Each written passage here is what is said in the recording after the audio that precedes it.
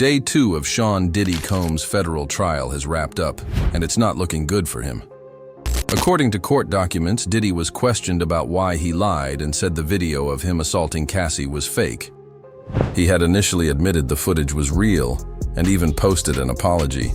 But just a week before the trial began, that apology mysteriously disappeared from the internet, and his legal team filed a motion claiming the video was fake after all.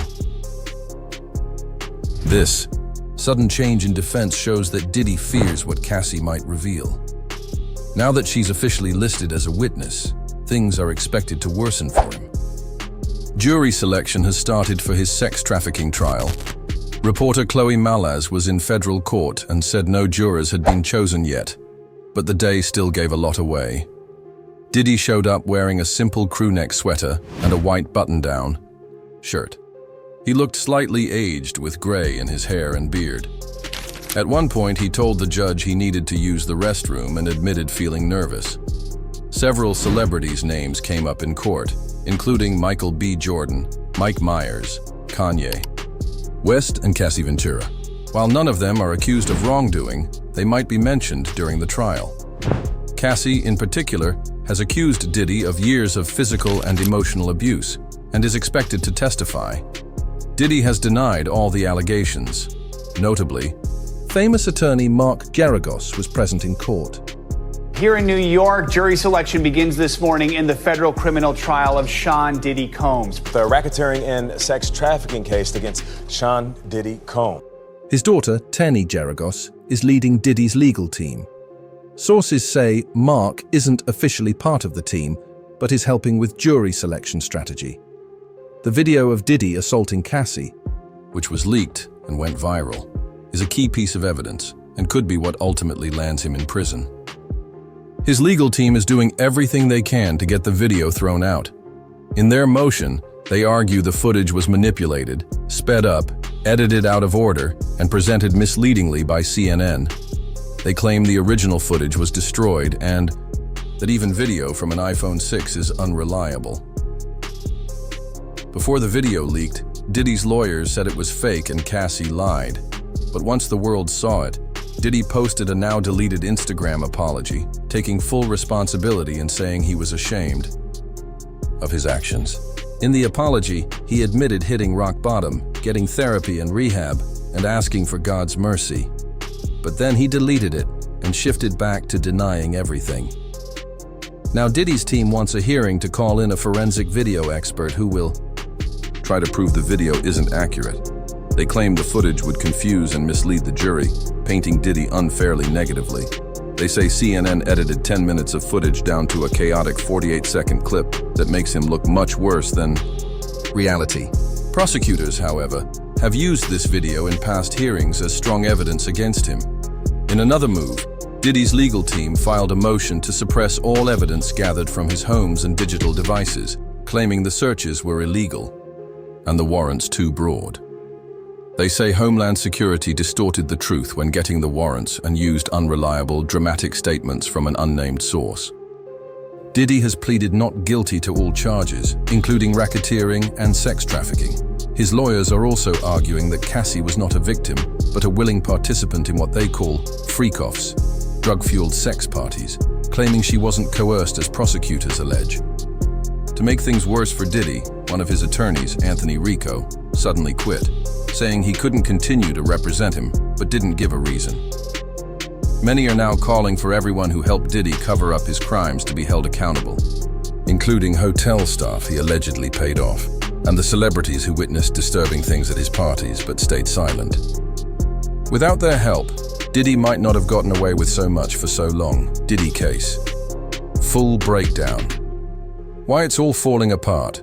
When I first saw that video, honestly, my first thought was this. The people watching those security cameras at the hotel, they should be in jail if they didn't call the police. That's what they're there for. If they watched what happened to Cassie and didn't report it, they're just as guilty. And I don't care what anyone says. Let's be real.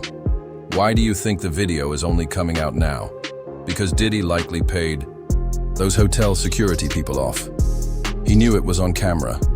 When Cassie ran into that hallway and used that phone, That's the emergency line. That goes straight to hotel security or the concierge who handles those situations.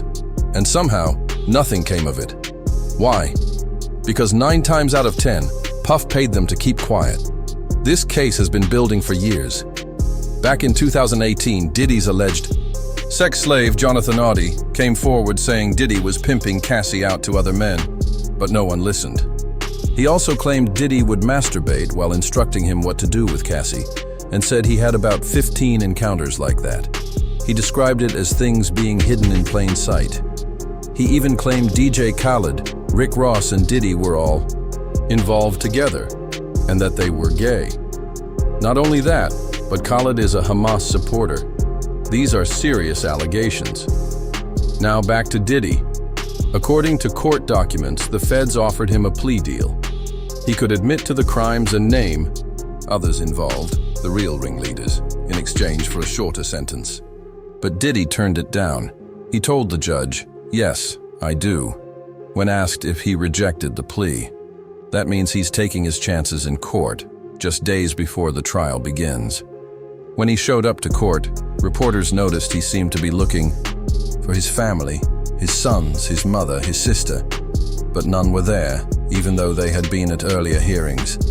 During that hearing, the government confirmed they offered Diddy a deal. He confirmed he didn't want it. They also discussed jury selection, which legal experts say is one of the most essential parts of a trial. Diddy is also adding 2 new attorneys to his defense team. Diddy is now 55. If convicted of racketeering and sex trafficking, he could spend the rest of his life in prison. He's pleaded not guilty to all charges. Here's where it gets worse. Federal prosecutors say Diddy used his fame, money, and power to run a criminal enterprise, organizing drug-fueled, freak-off sex parties and threatening people into silence. Jury selection is underway, and potential jurors are being asked if they're comfortable watching graphic sex tapes, which will be played in open court. The tapes were seized during FBI raids of Diddy's Miami mansion. The government is decrypting hundreds of hours of footage. Most witnesses agreed to testify because they knew they were on those tapes. Prosecutors won't show everything, just what they need to convict him and pressure others into cooperating. One thing that shocked people is that Diddy asked the judge for a bathroom break and admitted he was nervous. That's rare, especially for someone like him. But it makes sense. He knows this is real now. And the Southern District of New York doesn't bring cases like this unless they're confident. They have a 97% conviction rate. Diddy is also facing charges for transporting people for prostitution, which alone could get him 10 years. Many say that's the charge most likely to stick, and the prosecutors plan to show everything in court in front of everyone, including the victims themselves. Victim 1 will be sitting in court watching that footage with the jury, and even if she wanted out, this is not a civil case. It's criminal. She could tell the government she doesn't want to participate, and they'll say, "We don't care, get on the stand." Crimes are against the US, not just individuals. There's already a mountain of evidence against Diddy. Hundreds of people were interviewed. Dozens of alleged co-conspirators are involved. Some of the witnesses are already dead. And now, the defense is scrambling.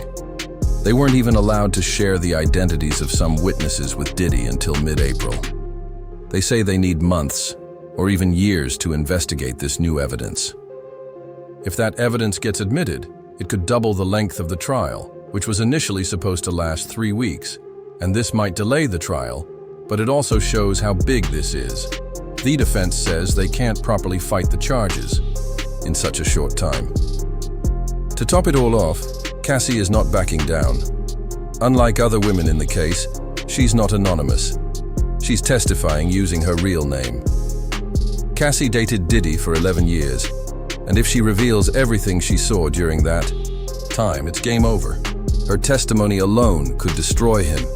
Diddy's legal troubles just got worse. Let's be real. Everything started unraveling for Diddy when the hotel surveillance video came out. You know the one, the 2016 footage showing him attacking Cassie. That clip flipped the whole situation upside down, making it impossible for anyone to look the other way. Now, Cassie's ready to look Diddy in the eye and tell her side of the story. That's a massive problem for him. Not only is she a known figure, especially to millennials who remember her from her music days, but she's also someone the public trusts and admires. So when someone like that steps forward and speaks out, it hits harder. The video, which CNN released, pulled the curtain back. Cassie isn't hiding anymore. She's stepping into the spotlight and putting it all on the table. And honestly, things are looking bad, real bad, for Diddy.